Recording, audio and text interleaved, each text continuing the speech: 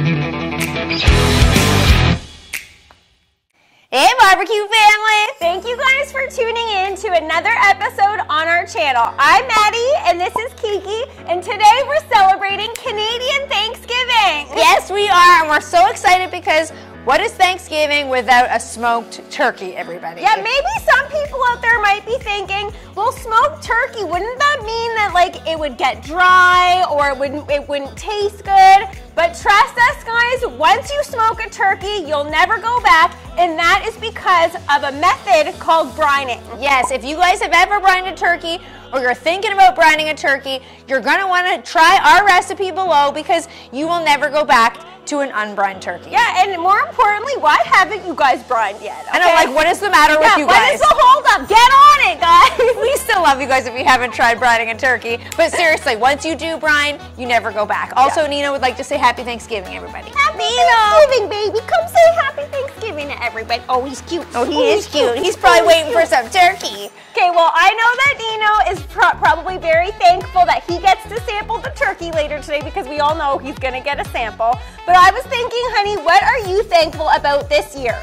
Okay, so this has been a little bit of a crazy year. Also, you smell fantastic. I just got a breeze of you. Do I? Yes. This is my Thanksgiving sweater. Yeah, it's already cold here. This is basically my winter wardrobe. I love it. Yeah, we're gonna have to bundle up in the girl studio. It's already freezing here. Yeah. For those of you who are still living in a place that's warm, I'm super jealous, even though I love Canada, but still, it's really, really, really cold, guys. Okay, what are you thankful for this year? Okay, so what I'm thankful for this year has been a little bit weird for everybody in the world. Everybody's kind of having a weird time this year. But what I'd like to say that I'm thankful for is you, honey. I don't know how anybody... I didn't see that one coming. That is so cute. That's the truth. I honestly don't know how anybody goes through their life without having a Maddie, and that's 100% true. I do, honey. I love you so much, and I really don't know what I would ever do without you. And I'm not going to fall. I know. I feel like I'm going to fall, too. So I'm going to the microphone. But, okay, that's really sweet of you. And now I'm taking a weird turn because I'm going to share what I'm thankful for. Okay. It's not that. It's not me. That's rude. No, okay, so I am thankful for you, honey, obviously. And obviously, it goes without saying, I'm very, very thankful for our family. Also very thankful that we have food on our table every single night. I'm also thankful for you guys, our barbecue family. I don't know what I would do without them. I know, and on that wow, what happened there? Wow, that was like supersonic Thanksgiving speed. On that point, I just wanted to say in this year, because we've all been at home, stuck at home, not being able to see friends and family in person, I do feel way more connected to everybody because we are able to talk to you guys. Totally. Through the comments, and I just wanted to say thank you guys so much for that. Thankful for technology this year too. Yes, because I don't feel lonely at all, because whenever I do... You can't feel lonely these days. No, There's always someone to reach out to, someone to watch, someone to talk to. Yes, and then I literally do feel like I'm like, this looks so good, and then someone's like, oh hey, this is how I made it, and I'm like, oh my god, I feel like we're like right, in there together. Okay, so on that note though, what I'm thankful for this year, it's gonna come at a kind of left field here. Now I want to know what it is. You know what I'm thankful for?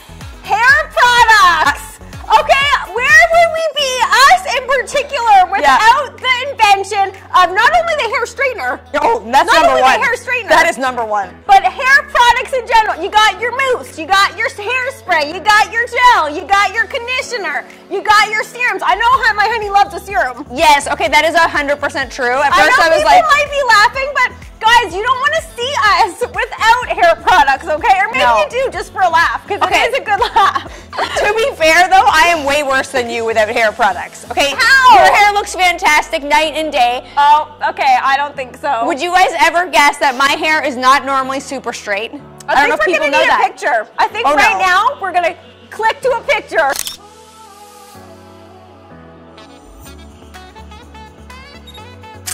Oh no. Yeah, okay, that does look funny. Guys, see, I got that Jerry curl thing going on. I don't know.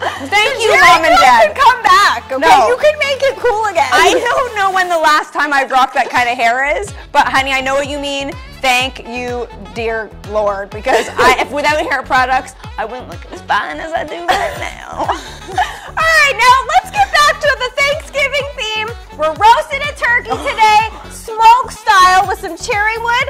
Buckle up, guys, because this is gonna be tasty, tasty, tasty. It's Thanksgiving. Thankful, thankful, thankful. So today we're smoking our turkey using the Minion Method on the Weber Summit charcoal grill. So we start off with a ring of unlit charcoal around the grill like that, and then we are going to be smoking with cherry wood. So the cherry wood goes along the side of the grill, and then like we normally do, we're going to be using a lighter cube to light our charcoal. And then we're putting a full chimney full of charcoal into the grill here, and it's gonna light, and we're gonna be dumping that right into the middle of the grill. So just like we always do, we're gonna be dumping the charcoal right into the center of the grill in one fluid motion. And you guys will see that the middle of the grill is obviously where the heat source is, and as the charcoal burns, it's slowly gonna ignite the charcoal that's along the perimeter of the grill to make sure that you have that long cooking time. Some of you guys might be thinking, but Maddie and Kiki, where the heck are you going to be placing the turkey if the heat source is right in the middle of the grill?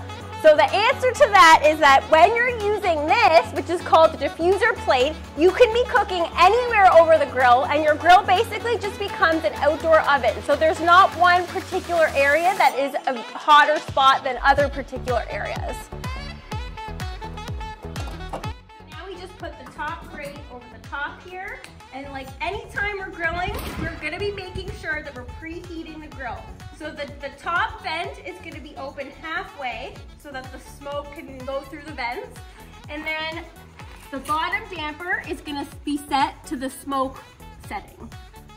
So to make sure that this turkey gets a beautiful brown color on the exterior and that it remains nice and juicy on the interior, we're gonna be aiming for somewhere around 350 to 375, even up to 400 at the end of the cook, to make sure that it's nice and brown and that beautiful color that we all love when it comes to roasted turkey. She's a biggin'. Okay, are you even lifting it? I'm doing all the work. Okay. Look at my side's higher than yours. We all use know. those pipes. Oh my goodness, that was a big walk. Oh, that is a big bird. Okay. All right, that's heavy. Okay, so you guys are probably thinking, why do you guys have a cooler up here? This is our brining cooler, okay? So if you've ever prepared the Thanksgiving feast before, you know that fridge space is very limited because you got all your other sides in there, your other veg, beverages. Yes. Beverages in the fridge. So in order to make sure that you still have room for the turkey, this is like its own little mini fridge. So our brining of the turkey goes into this cooler. And it's awesome because you can leave it on the floor with some ice. You never have to worry about it being in the fridge at all. Exactly. The next thing we want to mention is that we brine in this giant Ziploc bag. Okay, let's show them. Let's take this down. Yeah, here we go. Show them. This is a lot of lifting for you guys, okay? See how big this bag is. Now, hopefully you'll be able to find this bag at your local grocery store. You can just find them at Walmart. You can get it on Amazon. And the reason we love brining in these bags is because when it fits snugly into the cooler, the brine is surrounding the bird very, very easily. And the most important part, it makes cleanup a cinch. Exactly. You could walk a mile with this thing and it's not going to leak. No, it doesn't puncture. And I don't know about you guys, but I don't want to sit there for 12 hours after Thanksgiving is over, scrubbing out a cooler. Like, you could do this directly in a cooler if you wanted to, if you can't find these bags. But we love these because once Thanksgiving is over, you just take the bird out, you toss the bag, empty it out, toss it, you're good to go. Exactly. And so the whole point of why we do this brining is because those of you who have brined before know that brining makes for the juiciest turkey. So this turkey has hung out in this brine solution, where our recipe will be located in the comment description below. It's been in there for 24 hours. Please, please, please do not go longer than that. Some people might be thinking, ooh, well, a good thing is better if you go longer, but no. It can easily turn to pickling of the turkey, which we're not aiming for that. No, we don't want, it's not like a marinade where you think like 48 hours or longer could be good. Maddie's right, do not leave it in here longer. One thing I would like to mention, and one thing I want to ask you guys, is what do you want to put in your brine that is local to your area? Okay? That's a good question. So we are Canadian, so as good Canadian girls, we put maple syrup in our brine. But I'm very curious to see different parts of the world. Guaranteed people are putting some funky stuff in their brine. I'd love to know. Now let's get this bird out so it can start to air dry. All right, you just want to go up and over like that, and we just want to let you guys know that Tom is not aware of the fact that this is happening right now, okay? Okay, he is locked up in his little house. We don't want him to see what's about to happen because you guys know Tom is our friend. Yes. He's not going to be on our holiday. I hope people don't think this is Tom. It's weird because I feel like that is the size that Tom would be if this were Tom. I know, that's a little bit freaky. I feel like he would be this exact size. He's a big boy, but that is not Tom, and you're right. He does not need to be anywhere near all this turkey action. Okay, so now the bird is out. It's on a drying rack with a pan. We're gonna let this air dry for about an hour, and then we're gonna get this bird onto the grill. That's the most important tip. You don't want a wet bird hitting the grill. You want it to be as dry as possible before you start smoking. Everyone's all about the turkey skin, and it's gotta be crunchy. The only way to get it to be crunchy is to make sure this is dry. So our grill is right below 350, so we're ready to put our bird on. And you'll notice we haven't added anything else to the exterior of the bird. So the purpose of the brine is to season it from the inside out. So we don't need to add any more salt and pepper, otherwise that's just gonna make it too salty. What you could add if you wanted to is some fresh herbs, but it's really not necessary because that brine has those flavors locked and loaded. So then all we're gonna do is lift the lid and then take our tray and put it right in the center here. And we're also going to leave our bird in the tray because we want to collect all those delicious flavors that would otherwise go in the bottom of the grill. We don't want to give those juices right to our grill. He's not going to appreciate them, but we will when we go to make gravy later. So let's get that lid shut. Bob's your uncle. Happy Thanksgiving.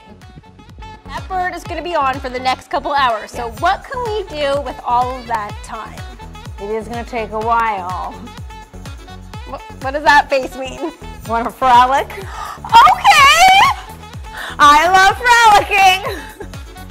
Yay! You're going too fast! Come on, Ian! Okay. Okay, let's quickly turn it into a... And there's a bug on you! Where? It's caught in your arm! Oh, goodness. Oh my goodness, that looks good. Ooh, it smells so good.